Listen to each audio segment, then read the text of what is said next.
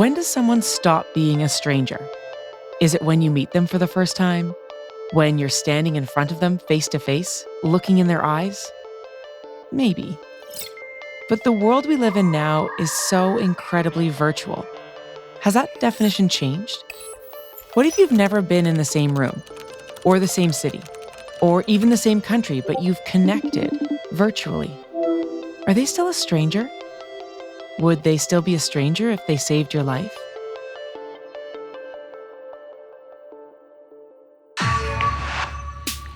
It's just after 8 in the evening, and 17-year-old Aidan Jackson is at home in Widnes. It's a small town about halfway between Liverpool and Manchester in the north of England. He's in his bedroom, on his computer. Aidan is playing Fortnite. I have spent the past 5 years playing that game. It's a massively popular game with a long history. Fortnite originally was a third-person tower defense type game. It was quite strategic. And then in December 2017, they released a massive multiplayer version of it called Fortnite Battle Royale. The cool part about the game is that you aren't playing against computer-controlled enemies. You're facing off against real people playing online in real time. Honestly, it can be anyone. You can encounter literally anyone in the world. Meanwhile, downstairs, his mom and dad are in the family room. Watching TV like every other night, simply assuming that everything was okay upstairs. Except it's not.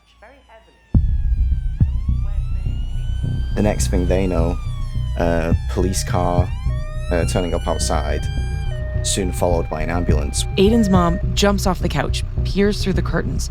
Police officers and paramedics rush out of their vehicles, heading straight to her door. Aidan's father pulls it open. Standing on the front step, a police officer explains there's been a call that someone at this address needs help. Everyone here's fine, he tells them. That's when the officer says the call asking for help came from Texas. As soon as the officer said that it was from the US, my mum was running upstairs straight away to my room, because that's when she knew. There was no other way that they were going to get a call from the US if it wasn't for me.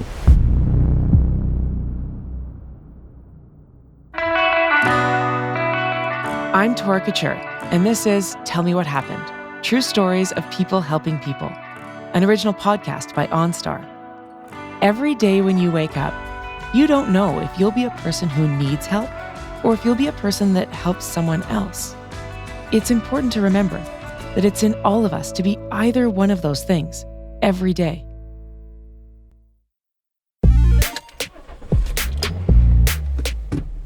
It's early afternoon in Dallas, Texas. The weather couldn't be better, warm and sunny. And driving on those sunny streets is a 20-year-old woman named Raven Wolvesbane. I was just coming back from running errands. It's January, and Raven's making good on her New Year's resolution. This is the year she's going to keep on top of everything. She isn't going to let anything slide. And that includes taking care of her car. I had just gone and gotten my car checked, gotten my tires refilled, all that fun stuff. Raven, like most of her friends, loves video games. I've been a gamer for as long as I can remember. It's just always been a part of my life. She started with a Nintendo DS and then moved to an Xbox. For my graduation from high school, my dad bought me a custom-built computer and my cousin built it for me. She now games exclusively on that custom-built PC. And what she likes to play the most is Fortnite. In the game, not only do you play against other real people, you can form squads, play as a team, and work together. To do that, you have to turn on the live chat feature and talk over your headset. Usually it's just, hey, look out behind you, or I'm going to hide behind this building. But if you play enough and you cross paths with the same people enough, you can actually become friends, and you can schedule your gaming sessions to play together. That's what happened with Raven in Texas and Aidan in England. We had plans to play Fortnite. That was like the game at the time that we were really into and having fun with and playing the most. There's a 6-hour time difference, So although Aidan is ready to play, Raven is still out running her errands. I'd wrapped up a few matches on Fortnite, and I was sitting in my chair waiting for Raven to come home. She, fortunately, joined voice chat on her way home when she was in the car. They chat about the game and the weather, just killing time until Raven can get home and log on. I had a bit of a headache, so I was going to lay down. I moved my microphone so that she could still hear me, because I was just going to sit on my bed and talk until she got home. And that's sort of when everything spiraled from there. Raven's about 1.5 miles from her house when Aidan suddenly stops talking. It was like gasping and just like the sounds that you wouldn't normally hear from somebody. Alone in her car, Raven doesn't know what's happening or what to do. I tried to get his attention and say his name a couple times, but he didn't respond. She begins to suspect he's having a seizure. There was no warning to him having a seizure because he was already laying down in bed. He didn't fall to the floor or have anything like that happen. It was literally just him having a seizure in his bed. Raven listens through her headset, hoping to hear someone rush into the room to help him. But there's nothing. Just the painful gasping noises Aidan is making. That's when she realizes that even though she's 5,000 miles away, she's the only person in the world who knows Aidan needs help. It went quiet, and I was the only person who knew.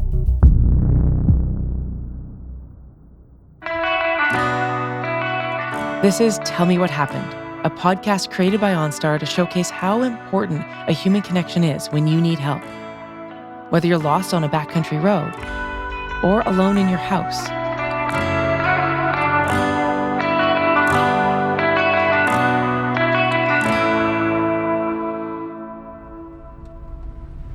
Raven Wolvesbane is driving home after running a few errands. Her plan for the rest of the day is a few hours of online gaming with friends from all over the world, including Aidan Jackson. But right now, she's on the phone with him and he isn't talking. It was like I can't breathe, there's no air, I'm not where I am. As soon as she's home, she rushes upstairs to her computer. She knows Aidan's last name is Jackson and that he lives in Widnes in England, but that's about it. First, I tried to look up his mom's phone number. But there are an awful lot of Jacksons in Widnes. She doesn't know Aidan's parents' first names, she doesn't know what street he lives on, and she doesn't have time to call all the Jacksons one by one. So she tries something new. Trying to figure out how to contact the Widnes police. 911 doesn't work. That's a North American service. I tried to contact just the UK police in general. She dials 999, the British equivalent. But it wouldn't let my phone call go through. Because you can't reach that service from America. All the while, she's listening on the headset to what's going on in Aidan's room. But there's nothing but silence. Then, in the middle of this desperation, she has an idea. I was actually going to be sending him a gift, and I had maybe a week or two before asked for his address and had it pinned in my Discord. Discord is a social media chat platform they use to stay in touch outside of the game. And I remembered that I could use that. Raven pulls up Aidan's home address from her Discord account, then figures out which local police unit covers the part of town Aidan lives in, Googles their direct number, and dials. Hello, Widnes Police Station. How can we help you? Raven tells them her incredible story, desperate for them to believe her. I wasn't being hysterical, but I was obviously very stressed out over the situation and worried. But she gets the runaround. I had to be transferred to a specific unit and retell them what was going on so that they could send an ambulance over there. The British responders tell Raven they're on their way. But it's now been 30 minutes since Aidan had his seizure. All this time, Aidan's parents are one floor down, oblivious to what's happening. Police officers and paramedics rush to the front door of Aidan's house. A confused conversation ensues. Then Aidan's mom leads them upstairs to his room. In Texas, Raven is still listening online. She hears a door open, and a voice she later learned was Aidan's mom. She was like, "Are you okay? The paramedics are at the door saying that somebody from the internet said that you had a seizure." More people rush into the room, and a bunch of new voices start talking quickly. Raven listens in while they start treating Aidan. The paramedics started inspecting and doing all that, and they were like, yeah, he should probably go to the hospital to make sure that he's okay because he's definitely had a seizure.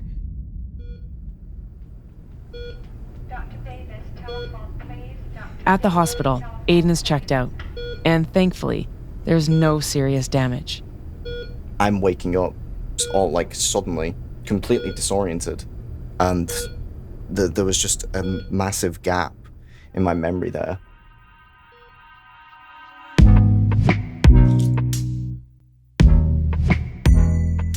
Later that night, Aidan called Raven from the hospital to give her an update. My mum came into my room and thanked Raven profusely. She was like, "It was amazing that you figured out how to do this at all, and just, it means a lot to us that you're looking out for our son, and we just wanted to say thank you," and all that fun stuff. The experience has turned their online friendship into a real one, even though they're still on opposite sides of the world. It's never felt like a crazy heroic situation. I just feel like I did what I had to do to protect my friend. She's the kindest person that I know. She's one of my best friends.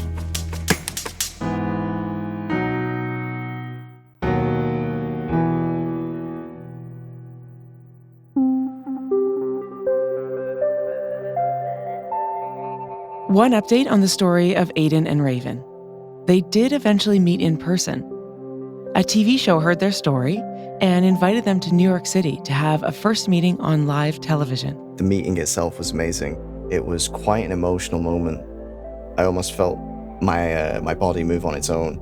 I wasn't planning to run towards her on the set, nor was she, but seeing her, I couldn't stop myself. It was emotional, but brief. After that one visit, they've resumed their normal relationship, gaming and chatting and hanging out online. You have that friendship as if they were always right next to you.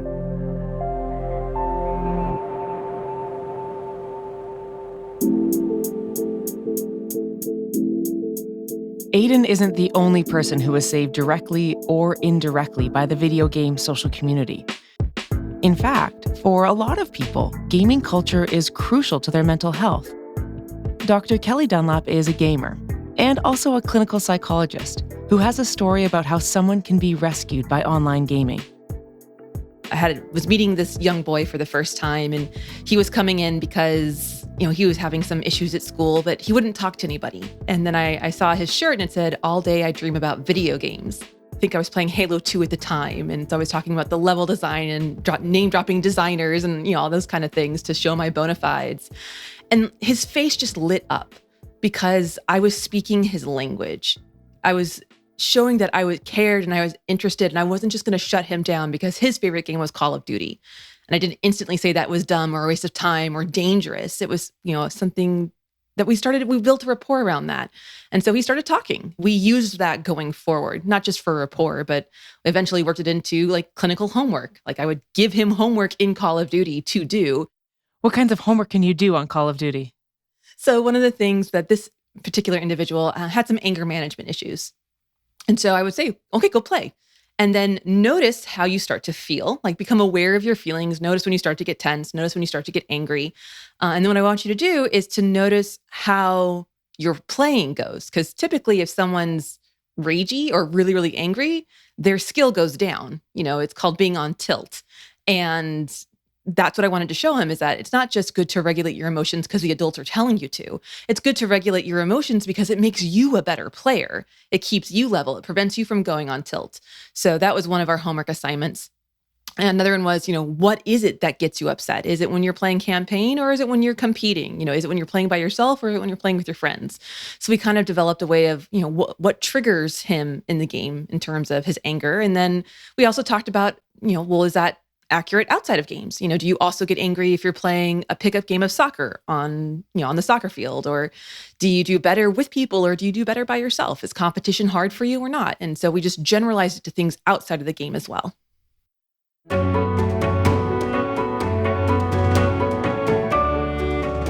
I never want to pass up the chance to learn from an expert, so I asked Dr. Dunlop to explain how something as seemingly frivolous as video games could be so important to our mental health. So you can't talk about the benefits of game without understanding how critical play is to human development. Our need for play doesn't change as we get older, but society tells us we have to. So, if you saw a group of 40-year-olds running around playing tag, you might think that's kind of weird, or you're playing a game of flag football. But that's because flag football is a game. And so we're allowed as adults and as adolescents and even as older adults to engage in this play behavior that gives us feelings of accomplishment, that gives us a sense of connection and community, and allows us to feel masterful and like what we do matters. Like we can have an impact on the world. I like goosebumps talking about it because it just, it's all those good feelings that come from being competent and connected. And games give that to us in a way that society says is okay. Do you think that the degree of connectedness that you feel over some of these games is misunderstood? And what is the value of that level of connection? I mean, human beings we're social creatures. Like we need to have social connection. And I think especially through the pandemic, we've seen the massive negative impacts of being isolated from the people we care about and from the communities that we care about. And we feel very, very alone. And I think what games allow us to do is to stay socially connected even when we're physically distant. And so when people are thinking about those kinds of relationships online, they often tend to get kind of sidebarred into, oh, well, they're not real friends, or, they're not real connections just because you made them online. And that just the science clearly shows that that's not true. If you've made a good friend online, then you've made a good friend, whether or not you've ever met them in person. But yeah, the internet can be a scary place. And for a lot of people, you do have to be careful. It's not all puppies and rainbows. But those connections that you get through online play, whether it's in the game itself, whether it's talking about the games in forums, so like ancillary spaces, whether you're talking with your own friends on a Discord server about the game, it's facilitating all these different kinds of connections, which we really need. Could you comment on how gaming that includes particularly interaction with other people, sometimes just strangers, can be a real lifeline for people who are worried and feeling too alone in their lives? For people who have social anxiety, one of the things about social anxiety is you're terrified of being embarrassed and being unable to escape that embarrassment. And so in a space like online spaces, if something doesn't go your way, you can leave, you can block the other person, you can mute communications, you can move things around, you can change games.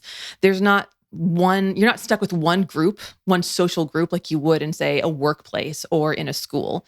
And so if you do mess up, it's not the end of your social world. What are some other kinds of skills that gaming can teach people that will help with their quote unquote real life? Games are this fantastic possibility space where we're allowed to experiment with difficult skills and difficult challenges, and there's no consequence. If you fail in a game, it's not a big deal, and there's safety in that. Everybody's going to screw up. Everyone's going to fail. So that allows us to be more creative, more experimental, to flex problem-solving skills that maybe in real life would be really, really scary to do because the consequences of failure are so enormous.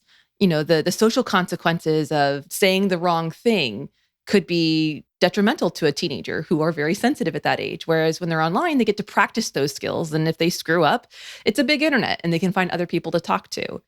What's the role of the feeling of escapism when it comes to game? So escapism gets a really bad rap. It's traditionally framed as something that's bad. And one thing that I talk a lot with my clients about is, if you're needing to escape, it's probably because you're overwhelmed. If you're needing to just divert all of your attention someplace else, that's probably because the demands of the world are exceeding your capability of coping, and you basically need to put yourself in timeout. And that's okay. There's nothing wrong with that. There's nothing wrong with, we always often talk about escaping into a good book, and nobody thinks of that as being negative, And so it's very much the same thing of if you're doing it because you need a break and you are, you get the good, warm, fuzzy feelings from playing the game, there's nothing wrong with that. The little asterisk there is that if you are retreating so much into games that other life responsibilities are falling by the wayside, like maybe you forgot to pick your kid up from school. Maybe you're no longer going grocery shopping and you're just, Grubhubbing everything. Maybe you're showing up to work late, or, maybe you're not doing your homework in a reasonable amount of time. Those are all indicators that maybe this has gone too far. And again, games often kind of get tagged with that, but that's any activity. If you were reading a book for 20 hours a day and not showering, that would also be problematic. So it's not so much the medium as in what we do with it.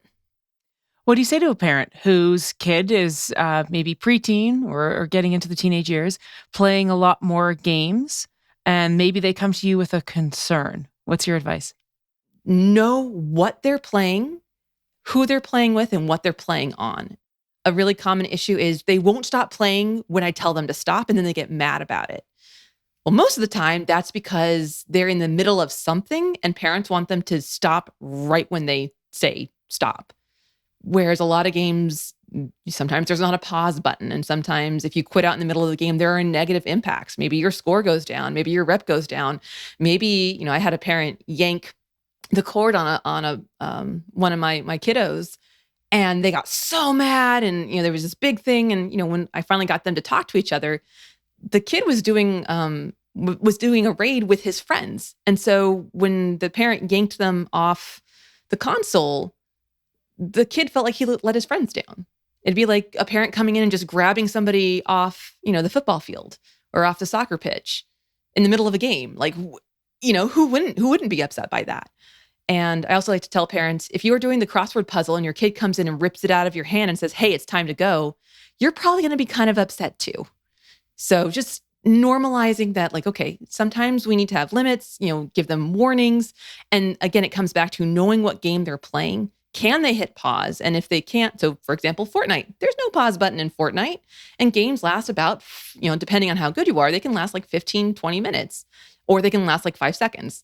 And so figuring out, okay, if dinner's in 30 minutes, you have time for, at least one full game of Fortnite. And then after that, we're going to have to make decisions. Well, Kelli, thank you for re-energizing my understanding of games, and also my permission of them for my child. I think that she'll probably benefit a lot more than I expected. Well, thanks so much for having me. And, if it helps to bring a parent and kid closer together, then I'll put that on my I did it today list, and I'll check that off.